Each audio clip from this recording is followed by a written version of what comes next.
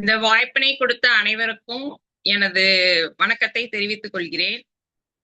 பிதாமக பத்ரிஜி அவர்களுக்கு வணக்கம். இந்த குளோபல் புத்தாஸ் பிளாட்ஃபார்மிற்கு எனக்கு இந்த வாய்ப்பை அளித்தமைக்கு நன்றி. நான் இன்னைக்கு பேச இருக்கிற டாபிக் வந்து ஸ்பிரிச்சுவல் எக்ஸ்பீரியன்ஸ். ஸ்பிரிச்சுவல் எக்ஸ்பீரியன்ஸ் அப்படிங்கிறது பாத்தீங்கன்னா, நம்மளுடைய மூதாதையர்கள் நமக்கு ஏற்கனவே நிறைய வகையில சொல்லி கொடுத்துருக்காங்க.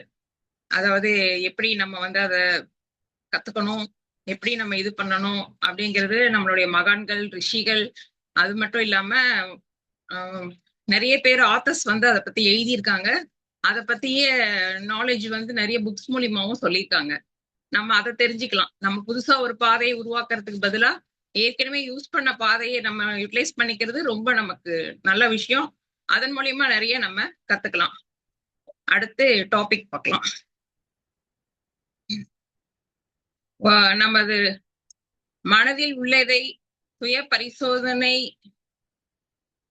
பரிசோதனையில் உள்ளுணர்வை புரிந்து கொள்வது, புரிதலை மேம்படுத்தி கட்டுப்பாடுடன் வாழ கற்றுக் கொடுப்பது ஆன்மீக பயணம் என்பது ஆகும்.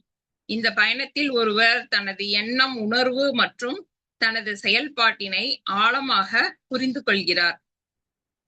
தனது பழக்கம் மற்றும் நமது பலம் மற்றும் பலவீனத்தை புரிந்து கொள்கிறார். கோபம், பயம், பொறாமை போன்ற உணர்வுகளை ஆரோக்கியமான முறையில் கையாள கற்றுக்கொள்கிறார்கள். மன அமைதி, விழிப்புணர்வு மற்றும் தன்னகத்தை வளர்த்து கொள்கிறார்கள். வாழ்க்கையில் அர்த்தம், நாம் ஏன் பிறந்தோம் என்பதை எல்லாருக்குமே ஒரு காரணம் இருக்கும். ஏன் நம்ம பிறந்தோம் அப்படிங்கிறது இருக்கும். அப்ப அந்த சோல் வந்து ஒரு தேடல் இருக்கும். அந்த தேடலுக்கு உண்டான ஆழமான விஷயங்களும் நமக்கு அதன் மூலியமா கிடைக்கிறது.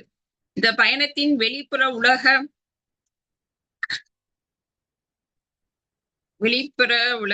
மந்தத்தை உணர்ந்து உலகம் அறிந்து வளர்க்கும் ஒரு தொடர்ச்சியான முயற்சியாக பார்க்கப்படுகிறது. இந்த கருத்து ஆன்மீக முன்னோர்கள் முக்கிய அம்சமாக வெளிப்படுத்துகிறார்கள். ஆன்மீக பயணம் என்பது உங்களை தண்டிப்பதற்காகவோ வாழ்க்கையை கடினமாக்குவதற்காகவோ அல்ல. உங்கள் மனதில் கிடைக்கும் பயிற்சியாகவே அதை ஏற்றுக்கொள்ள வேண்டும். கஷ்ட சூழ்நிலைகளை எதிர்மறையாக யோசிக்காமல் சிந்தித்து செயல்பட கற்றுக்கொள்வதற்கும், மனதில் எழும் பயம், கோபம், கவலை போன்ற உணர்வுகளை புரிந்து கொண்டு கையாள தெரிந்து கொள்வதற்காக இதை நாம் கற்றுக்கொள்கிறோம். ஒழுக்கம், பொறுமை மற்றும் விழிப்புணர்வு வளர்ப்பதன் மூலமாகவும் வெளிப்புற உணர்வுகளை முழுமையாக கட்டுக்குள் கொண்டு வருவதற்கு பயன்படுகிறது. அகத்தை நமது அணுகுமுறைகளை மேம்படுத்தி ஆன்மீக எக்ஸ்பீரியன்ஸ் துன்பத்தை தேடுவது அல்ல, மாறாக மனிதனாக தெரிவதற்கும் சமநிலையில் வைத்துக் கொள்வதற்கும், நம்ம மனதை வந்து சமநிலையில் வைத்துக் கொள்வதற்கும், வாழ்க்கையின் அர்த்தம் உணர்வதற்காகவும் வாழ்க்கையை கற்றுக்கொள்வதற்காகவும் இதை நாம் புரிந்து கொள்கிறோம்.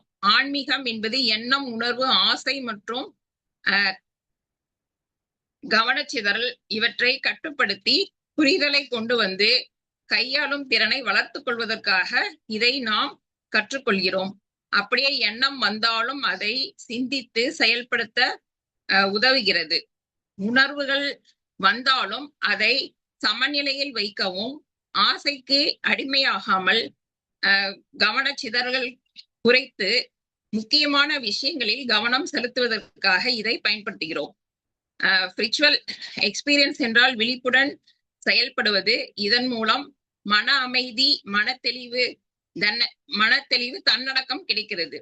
ஸ்பிரிச்சுவல் சயின்ஸ் மூலம் அமைதி, தன்னை பற்றிய விழிப்புணர்வு, வாழ்க்கையின் சமநிலை இவற்றை நாம் புரிந்து கொள்கிறோம்.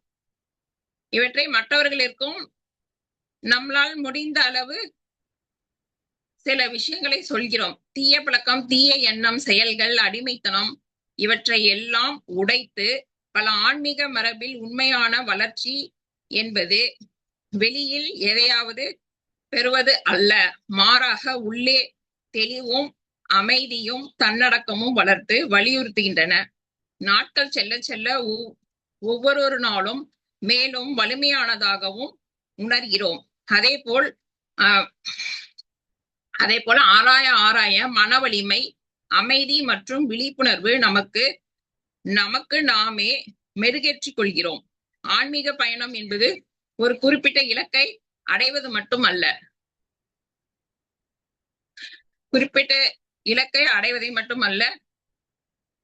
அகத்தே ஆராய மன வலிமை, அமைதி மற்றும் விழிப்புணர்வு நமக்கு கொடுக்கிறது. ஆன்மீக பயணம் என்பது ஒரு குறிப்பிட்ட இலக்கை அடைவது மட்டுமல்ல, தினசரி வாழ்க்கையில் தொடர்ந்து மேம்படுத்திக் கொண்டு செல்வதே என்பது வலியுறுத்துகிறது.